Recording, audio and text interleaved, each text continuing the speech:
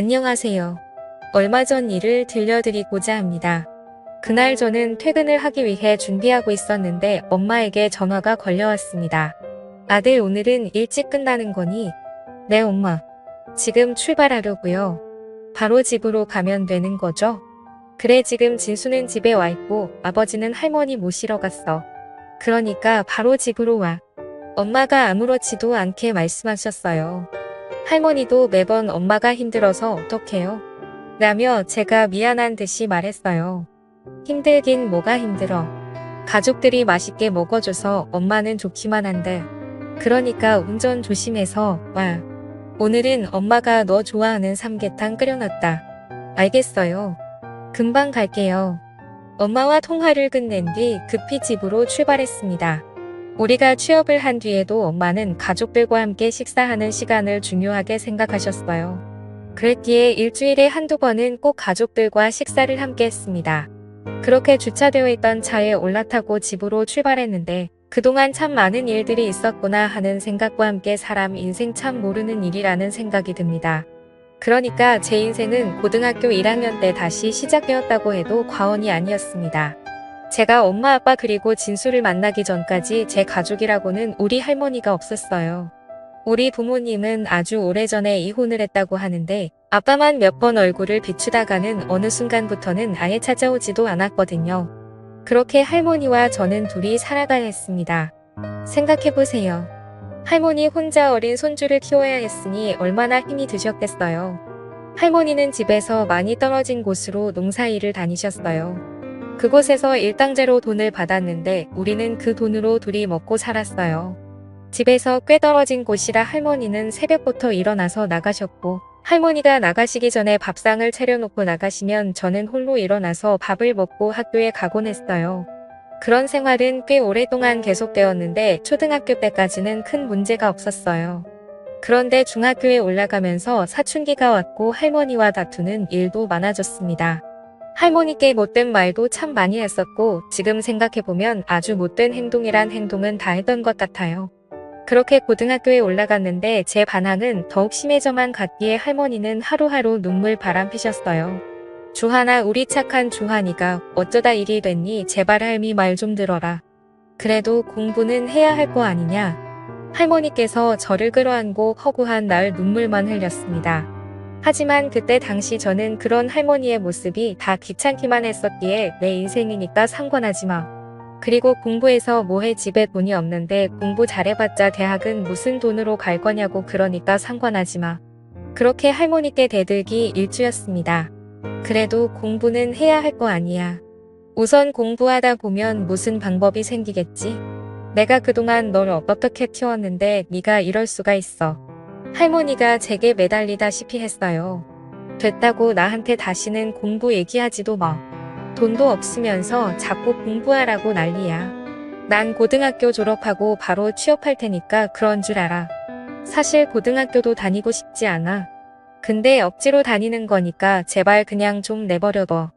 라고 하고 밖으로 뛰쳐나가 버렸어요. 그런 저를 부르며 할머니가 눈물을 흘렸지만 저는 상관조차 하지 않았습니다. 그렇게 저는 하루하루 그냥 막 살았던 것 같아요. 나쁜 친구들과 어울려 다니면서 다툼이 일어난 적도 많았기에 경찰서도 수시로 들락날락했어요. 그 바람에 할머니까지 경찰서에 그리고 학교에도 수시로 불려다녔고 학교 선생님들이 저를 바라보는 눈빛도 사각히 그지 없었습니다. 당연했겠죠. 계속 문제를 일으키는 학생을 좋아할 선생님은 많지 않았으니까요. 그러던 중 정말 큰일이 일어났어요. 그러니까 그게 고등학교 1학년 때 일이었는데요. 저는 공부에 전혀 관심이 없었기에 홀로 책상에 엎드려서 잠을 자고 있었어요. 그런데 담임 선생님이 교실 안으로 들어오시더니 야, 김주연, 일어나봐. 안 들려? 빨리 일어나라고. 선생님이 짜증 섞인 목소리로 말했어요. 왜요? 제가 고개를 들었는데요. 내가 진수 지갑 가져갔지? 선생님이 다짜고짜 물었어요. 네? 그게 무슨 말이에요? 지갑을 가져가다니요. 저 안 가져갔습니다. 안 가져가긴 뭘 안 가져가. 진수 말로는 체육 시간에 다들 운동장에 있었는데 너만 교실에서 있었다던데. 그러니까 내가 범인이 확실하구만. 선생님은 이미 저를 범인이라고 생각한 듯 했어요. 진수가 봤대요. 제가 가져간 거 봤냐고요? 제가 흥분한 채 소리쳤어요. 어머 얘 좀 봐. 너 선생님 앞에서 무슨 버르장머리 없는 행동이야. 안 가져갔다고요. 그러니까 가방 야구단 이건처럼 의심하냐고요. 그럼 지갑이 발이 달려서 혼자 어딘가를 갔다는 거니? 그러니까 내가 왜 체육 시간에 교실에 혼자 남아있어? 너 그거 자체가 문제인 거야. 선생님이 팔짱까지 낀 채로 저를 느껴봤어요. 오늘 몸이 안 좋아서 누워 있었고요. 체육 선생님께 허락도 받았어요. 저도 뒤지 않고 큰 소리로 말했어요. 아무튼 그건 잘 모르겠고 이따 경무실로 와. 나도 확인해 봐야 하니까. 라며 선생님이 교실을 나가버렸는데요. 선생님이 교실을 나가자마자 여기저기서 소곤거리는 소리가 들려왔어요. 진수 지갑이면 돈도 많이 들어있었을 텐데 아주 작정을 했구만. 진수 아빠가 엄청 부자인데다가 학교에 기부도 많이 했다면서 선생님들이 진수 일이라면 물불 안 가리던데. 재수 참 큰일 났구만. 아직 사태 파악 안 되는 거 아니야? 어떻게 그런 짓을 했다냐? 진수가 직접 선생님께 말한 것 보니 확실한 거네. 친구들이 저를 보면 댄스 한 마디씩 하기 바빴어요.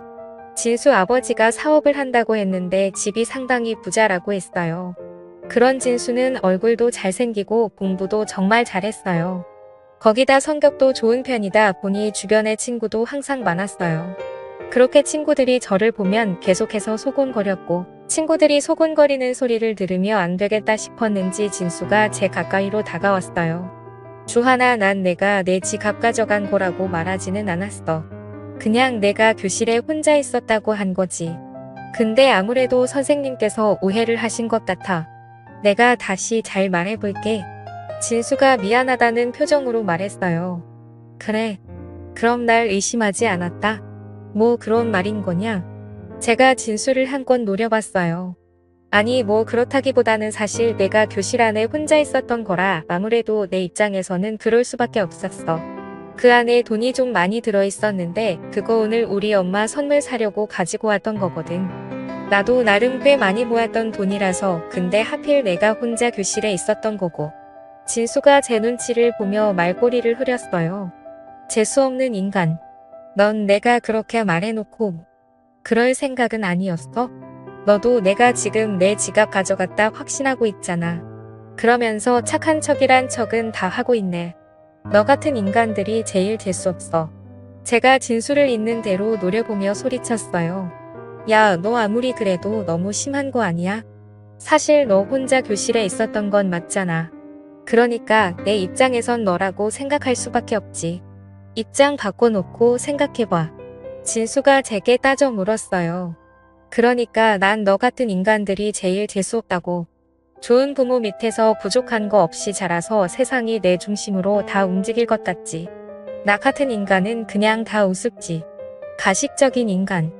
이라는 말이 제 입에서 튀어나왔고 제 말에 진수 얼굴이 창백해졌어요. 뭐, 너 진짜 이상하다. 내가 언제 너한테 우습대. 진수의 목소리는 격앙되어 있었어요. 그만 꺼지라고. 난 내 지갑 안 가져갔어. 제가 진수의 어깨를 손바닥으로 툭툭 하고 밀었어요. 야, 너 뭐 하는 거야? 어디서 손을 대는 거야? 진수가 순식간에 제 손목을 잡고 소리치다가 저를 힘껏 밀어버렸어요. 그리고 우리들은 누가 먼저라고 할 것도 없이 엎드락 뒤치락 교실 안을 다 뒹굴었고 주변에 있던 친구들이 야 어떻게 빨리 선생님 불러? 미쳤냐, 쟤? 어떻게 진수한테 저럴 수가 있냐? 쟤네 할머니 또 학교 불려오게 생겼네. 진짜 대단하다. 라는 말들이 여기저기서 들려오기 시작했어요. 그렇게 우리들은 교무실로 끌려가게 되었고 저를 보자마자 담임 선생님이 김주환 너 이제 하다 진수를 입모양으로 만들어. 너 이제 어쩔 거야? 너는 도대체 뭐가 되려고 이러는 거니? 선생님의 목소리가 까랑까랑하게 울렸어요. 그런데 그 순간 진수가 선생님 죄송합니다. 라며 선생님께 사과를 드렸어요. 뭐 진수 네가 왜 미안하긴 미안하니? 근데 너 얼굴 어떡하니? 잘생긴 얼굴이 이렇게 돼서 부모님이 보시면 난리 나겠다. 선생님이 호들갑을 떨어대더니 급히 구급상자를 열어서 소매에 소독약을 적셔서는 진수 얼굴을 여기저기에 발라줬어요. 빨리 병원 가야 하는 거 아니니? 선생님의 손이 진수 얼굴을 따라 분작에 움직였어요. 하지만 선생님은 제게는 아무런 관심도 없었는데요. 제가 아프단 말던 관심 하나 있었겠습니까? 그렇게 잠시 후에 진수 아버지가 교무실로 들어오는 게 보였어요. 어머 아버님 이런 일로 오시라고 해서 정말 죄송합니다. 아까 전화로 말씀드린 것처럼 주한이라는 친구랑 다툼이 조금 있었습니다. 선생님이 안절부절 못한 채 진수 아버지에게 설명을 하기 시작했고 선생님의 말을 듣던 진수 아버지가 선생님께 조용히 물었어요. 그래서 지갑을 저 주한이라는 친구가 가져갔다는 말인 거죠? 네, 정황상 그렇게 보여집니다. 그때 교실에서 제 혼자 있었거든요. 선생님이 견윤질로 저를 노려보며 말했어요. 그리고 진수 아버지가 제 앞으로 성큼성큼 다가오셨는데요. 주한이라고 했니? 라고 제게 물었어요. 네, 제가 귀찮은 듯이 대답했어요. 정말 우리 진수 지갑을 가져간 게 맞니? 진수 아버지가 다시 진지한 목소리로 제게 물었는데 그 순간 진수 아버지의 눈빛은 다른 어른들의 눈빛과는 많이 달라 보였어요. 그러니까 항상 저를 바라보던 어른들의 눈빛은 한심하다는 듯한 그런 눈빛이었는데요. 진수 아버지의 눈빛은 단호하고 따뜻해 보였다고나 할까요? 아무튼 저는 순식간에 그 눈빛에 압도당하고 말았습니다. 아니요, 저는 안 가져갔습니다. 제가 진수 아버지의 눈을 뚫어져라 바라봤어요. 그렇게 제 눈을 바라보던 진수 아버지가 다시 진수를 향해 몸을 돌리더니 너 주한이가 가져가는 거 확실히 본 거 맞아? 라고 큰 소리로 물었어요. 아, 그건 아니고 주한이가 혼자 교실에 남아 있었는데 그래서 그걸 선생님께 말씀드렸던 건데 진수가 눈치를 보며 말끝을 뿌렸어요. 뭐? 그럼 확실하지도 않은데 그랬단 말이야? 내가 널 그렇게 키웠어? 진수 아버지가 실망스럽다는 표정으로 진수를 바라봤어요. 아니, 진수 아버님 진정하세요. 아무리 봐도 주한이가 확실한 것 같아서 진수가 그랬던 것 같습니다.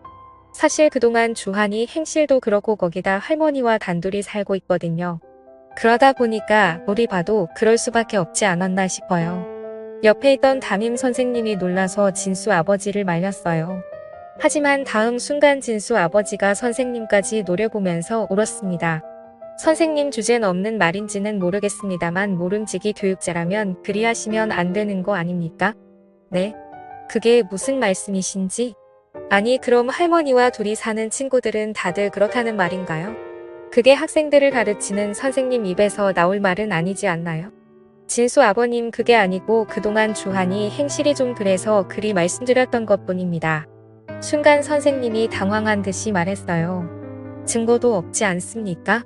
그리고 제가 보기에 주한이는 가져가지 않았습니다. 진수 아버지가 단호한 목소리로 말했어요. 네? 그게 무슨 말씀이세요? 그걸 아버님이 어떻게 아세요? 주한이 눈을 보면 알 수 있어요. 거짓말을 하고 있지 않습니다. 내 말이 맞지? 진수 아버지가 저를 바라봤는데요. 그 순간 저도 모르게 고개를 떨고 말았습니다. 처음으로 저를 믿어준 어른이 아니었을까 하는 생각마저 들었거든요.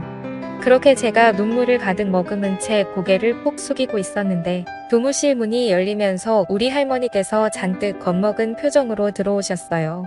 아이고, 선생님 죄송합니다. 제가 일을 하느라 늦게 왔습니다. 정말 죄송합니다. 할머니가 머리까지 조아리며 선생님께 말했는데 농사일을 하다 오시느라 우리 할머니의 차림새가 말이 아니었어요. 거기다 그때가 여름이었던지라 땀 냄새와 이상한 냄새까지 섞여서 뭐라 표현할 수도 없는 그런 상황이었어요. 그리고 그런 할머니의 모습을 보며 선생님은 이미 눈살을 찌푸렸는데요. 뭐야, 이게 무슨 냄새야? 라며 코를 틀어막아 버렸어요. 그 순간 제가 얼마나 비참했는지 모른답니다. 하지만 진수 아버지는 달랐습니다. 우리 할머니를 보자마자 한 걸음에 달려가시더니 안녕하세요. 주한 학생 할머님이세요. 알고 보니 우리 진수가 잘못한 건데 괜히 바쁘신 할머니까지 오시게 만들었네요. 정말 죄송합니다. 우리 할머니에게 허리까지 숙이시며 사과했어요. 그 모습에 제 눈에서 눈물이 비 오듯이 쏟아내렸답니다. 그날 저는 흐르는 눈물을 주체할 수가 없었는데 그동안 쌓였던 서러움이 한꺼번에 몰려왔던 것 같아요. 자식을 어머니에게 맡기고 연락 한 통 없던 우리 부모에 대한 서러움까지 더해져서 더 그랬던 것 같습니다. 그렇게 교무실 안이 송렁이기 시작했어요. 담임 선생님의 얼굴이 홍당무처럼 변해 있었으니까요. 다른 선생님들조차 고개만 푹 숙인 채 아무 말도 못하고 있었어요. 할머니인 별일 아니니깐 걱정 안 하셔도 됩니다. 우리 아들이 잘못 알고 주한 학생한테 그랬던 것 같습니다. 주한 학생 치료비는 제가 부담하도록 하겠습니다. 정말 죄송합니다. 진수 아버지가 우리 할머니께 다시 사과를 했고 아이고 아닙니다. 그리고 정말 감사합니다. 우리 할머니가 떨리는 목소리로 말을 했어요. 그런데 그 순간 진수 아버지가 우리 할머니 손을 꼭 붙들면서 많이 놀라셨죠. 저도 아들 키우다 보니 하루하루 편할 날이 없네요. 아들들이 원래 말썽도 많이 피우고 그런답니다. 그러니까 너무 걱정하지 마세요. 주한이도 잘 자랄 겁니다. 주한이 눈빛이 보통 눈빛이 아니거든요. 그러고는 진수 아버지가 큰 소리로 웃었는데 그 웃음소리 때문이었을까요? 갑자기 제 마음이 안정이 되면서 따뜻해지는 것이 느껴졌어요. 그렇게 우리 할머니는 돌아가셨고 진수 아버지가 담임 선생님을 보며 저 선생님 수업도 다 끝나가는데 제가 지금 애들 데리고 나가봐도 되겠습니까? 우선 병원부터 가봐야겠네요. 라고 말했어요. 네, 알겠습니다. 그쯤에서 선생님은 고개를 숙이고 있었기에 조용한 목소리로 말했어요. 아 참 그리고 선생님 제가 마지막으로 부탁 하나만 해도 될까요? 네? 아 네 무슨 부탁이신데요? 저 적어도 학교에서 많은 학생들이 차별받지 않았으면 좋겠네요. 진수 얼굴에 약 발려주셨으면 주한이한테도 그렇게 해주셨어야죠. 선생님들이 올바른 가치관을 가지고 계셔야 대한민국의 미래가 밝지 않겠습니까? 부디 모든 아이들을 따뜻하게 보듬어 주세요. 부탁드리겠습니다. 진수 아버지가 간절한 눈빛으로 선생님을 바라봤어요. 아, 네, 잘 알겠습니다. 죄송합니다. 선생님이 잔뜩 긴장한 채 말했어요.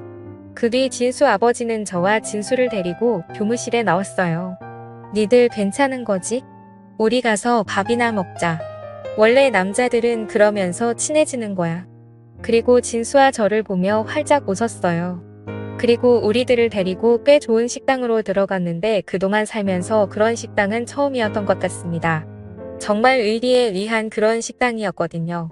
그곳에서 처음으로 스테이크라는 것을 먹게 되었는데 어떻게 먹어야 할지 모르겠더라고요. 그래서 제가 어리둥절한 데 앉아 있었는데요. 내가 이 스테이크를 언제 처음 먹어본 줄 아니? 진수 아버지가 조용히 물었어요. 아니, 우리 그동안 자주 먹었었잖아. 진수가 아버지를 보며 말을 했는데요. 내가 말이야 고등학교 졸업하고 얼마 뒤에 소개팅을 했는데 소개팅한 여자가 스테이크 집에 가자고 하는 거야. 그런데 이 스테이크를 어떻게 시키는 건지 도통 알 수가 있어야지. 무슨 디저트가 어떻고 뭐가 어떻고 참 복잡하더라 말이야. 결국에 우물쭈물 대다가 소개팅하던 여자한테 잘였단다. 진수 아버지가 큰 소리로 웃었는데 그 말에 저도 모르게 크윽하고 웃음이 터져 나왔어요. 웃으니까 보기 좋네. 주한이 너 말이야 그렇게 인상 쓰고 있다고 해서 멋있어 보이지도 않거든. 그러니까 바보는 웃고 다녀. 아직 한창인 녀석이 왜 그렇게 인상을 쓰고 다녀. 장난스럽게 말씀하셨어요. 그런데 그때 당시 저도 모르게 네라는 말을 했는데요. 평소에는 반항심만 가득하던 제가 그렇게 변해가기 시작했어요. 거기다 진수 아버지가 스테이크를 다 썰어서 제게 건네주시면서 자 맛 좀 봐. 여기 있는 소스에 찍어 먹으면 맛이 아주 괜찮을 거야. 그리고 너도 잘 봐도 나중에 소개팅에서 여자한테 차이면 안 되잖아. 하긴 주한이는 얼굴이 잘생겨서 쉽게 차이거나 하진 않겠다. 진수 아버지가 아무렇지도 않게 말을 하시고는 다시 스테이크를 썰고 있었어요. 그리고 저는 그때 처음으로 제 얼굴이 나름 괜찮구나 라는 생각을 하게 되었답니다. 그렇게 처음으로 즐거운 식사를 한 뒤 집으로 돌아왔는데요. 그때 제 표정이 참 많이 달라졌다는 것 같아요. 더군다나 다음날 진수가 반 친구들이 다 있는 교실에서 저 주하나 어제는 내가 진짜 미안했어. 집에 가봤더니 지갑이 책상에 있더라고. 진짜 미안. 라며 진심으로 사과했어요. 진수 부모님은 정말 좋은 분들이셨는데요. 진수 지갑이 집에 있었다는 사실을 알게 된 진수 부모님께서 할머니와 저를 집으로 초대까지 해서 식사를 같이 하게 됐어요. 그 뒤 진수와 저는 들도 없는 친구가 되었고 진수 부모님은 저를 마치 아들 대하듯이 됐어요.